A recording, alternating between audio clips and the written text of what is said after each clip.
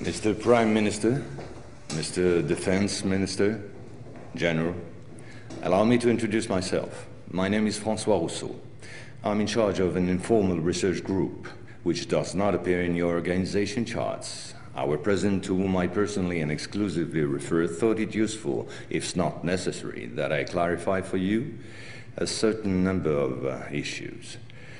You think that as initiates you're better informed than most people. Allow me to doubt it. At this very moment, things are taking place. They are somehow serious enough for the informations and documents that I kept for you be revealed to you now.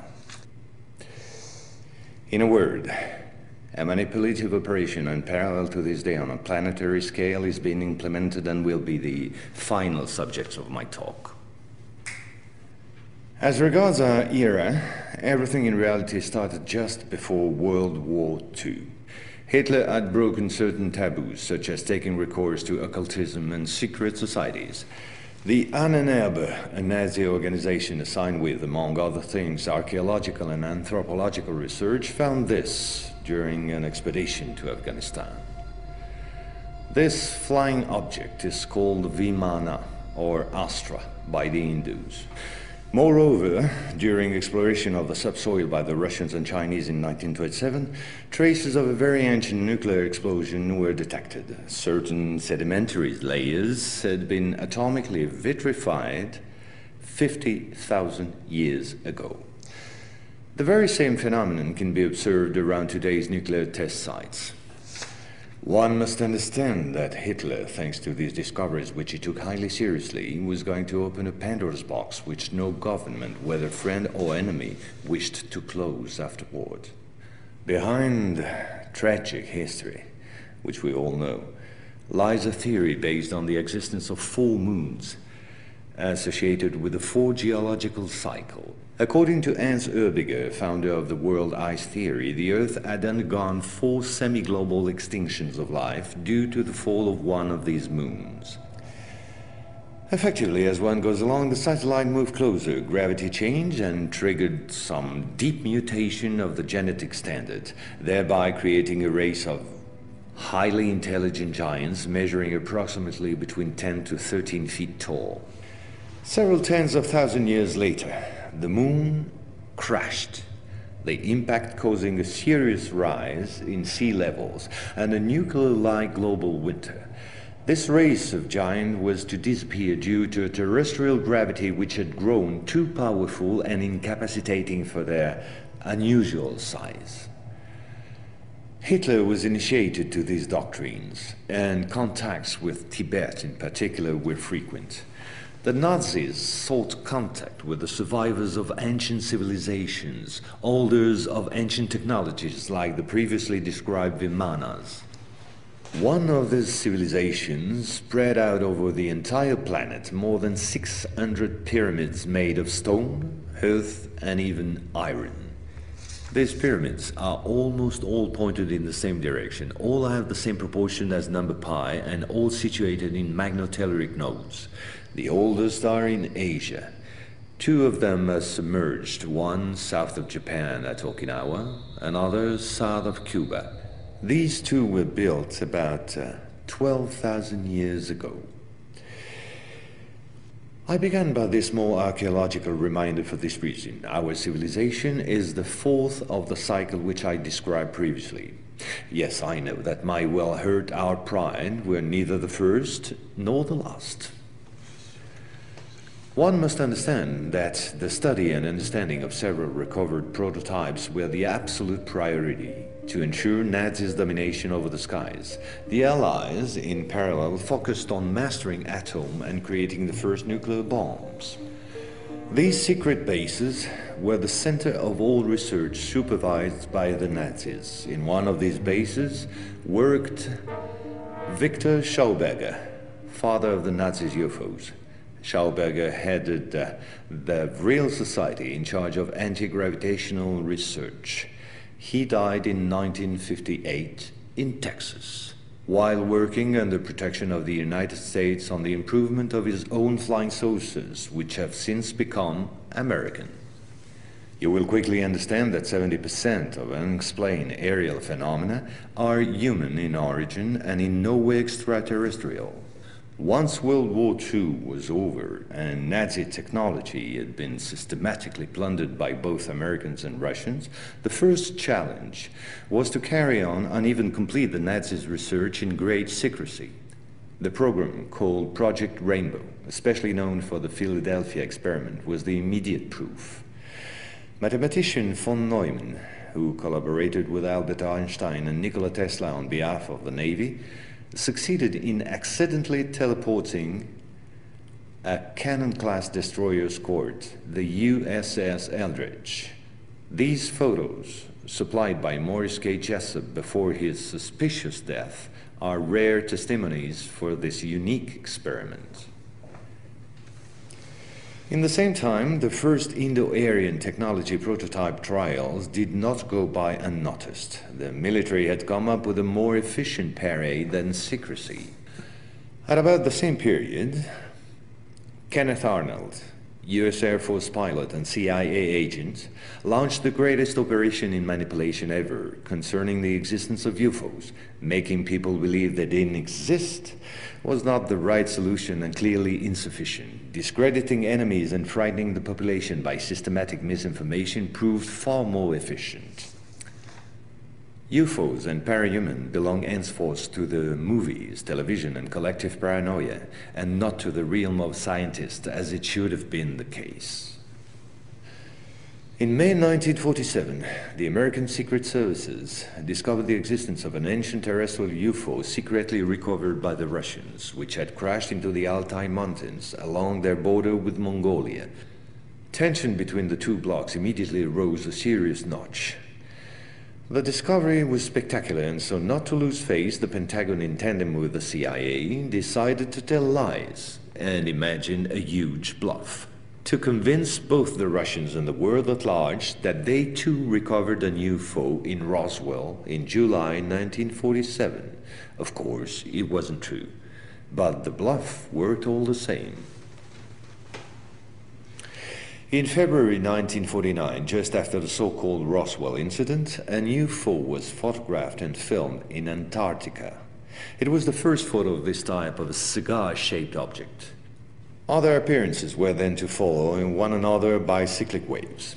At the same moment, the Apollo program, headed by Werner von Braun, was in full swing. And Dr. Braun in no way favorably welcomed the demand for paranormal experiments, which nevertheless took place during certain Apollo missions. This is the last known experiment on psychic and telepathic amplification, as well as detection of psytron particles emitted by the yogi towards the Apollo capsule.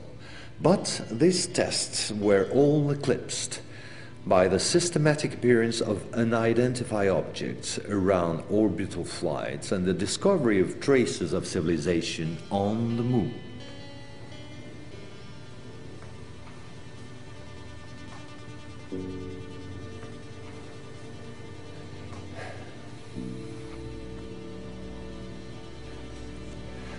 NASA had to face an avalanche of data and embarrassing proofs. The only solution was to put everything under the cloak of defense secret.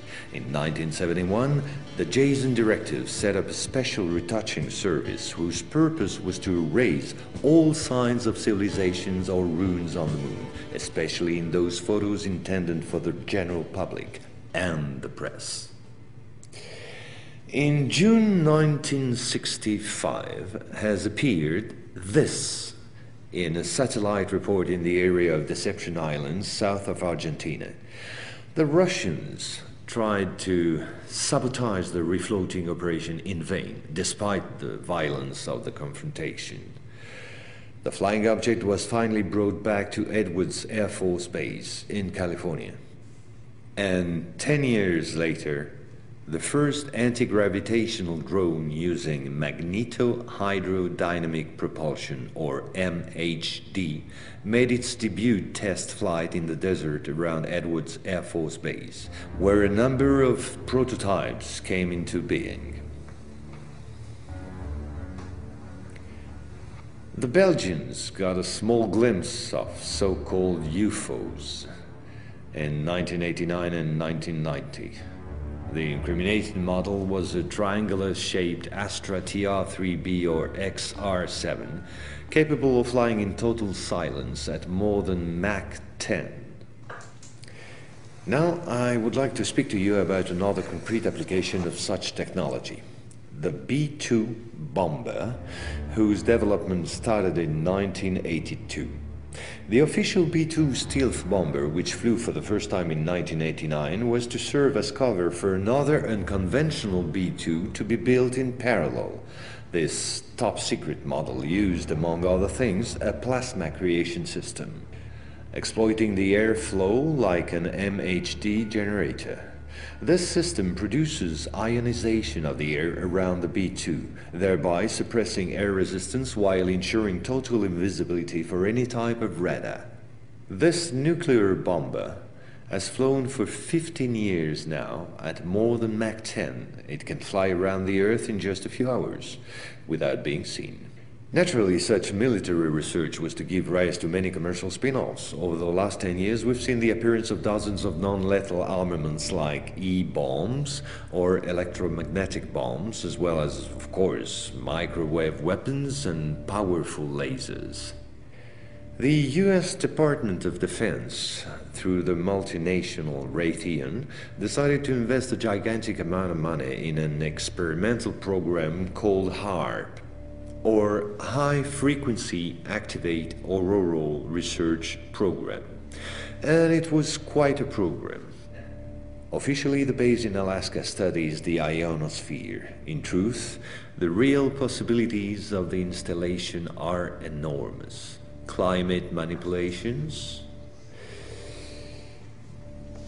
deep detection of underground base or deposits, silent and remote destruction of any object, and most important of all, manipulation of human behavior. So, in 1996, a Russian satellite discovered in Antarctica the almost intact wreck of an immense spacecraft, revealed by the melting of the glaciers. The ice samplings indicated a crash date some 24,000 years ago. At the same moment, a volcanic eruption on the Deception Islands, the same islands as before, forced the Russian to request help from the United States, given the urgency and importance of recovery of the vessel. In the end, they suddenly dropped it all and evacuated the zone in panic. The device was finally destroyed by the Russians, extremely upset by the situation, which was no longer working to their advantage. No country will have such opportunity again. And this foolish action, as bad losers on the part of the Russians, was only to reinforce the position of the Americans as regards extraterrestrials. If this account seemed somewhat long despite my efforts to simplify, it was absolutely necessary to get to the subject I mentioned previously. The plot known as the Orion conspiracy. Our research group is convinced that UFOs constructed by the Americans or the Russians will be used to support an hoax attack on the Earth of extraterrestrial origin. The media taking care of the rest, of course. The reason? Once the threat of international terrorism has dissipated, the war economies of the major powers, with the United States at the head of the pack, will need a new enemy in order to still prosper. War on Earth will be replaced by space war against an enemy from beyond. So then, gentlemen, I thank you. A complete report will be handed to you at the exit. As for me, I'll see you again soon for a second update on a quite different subject. Gentlemen.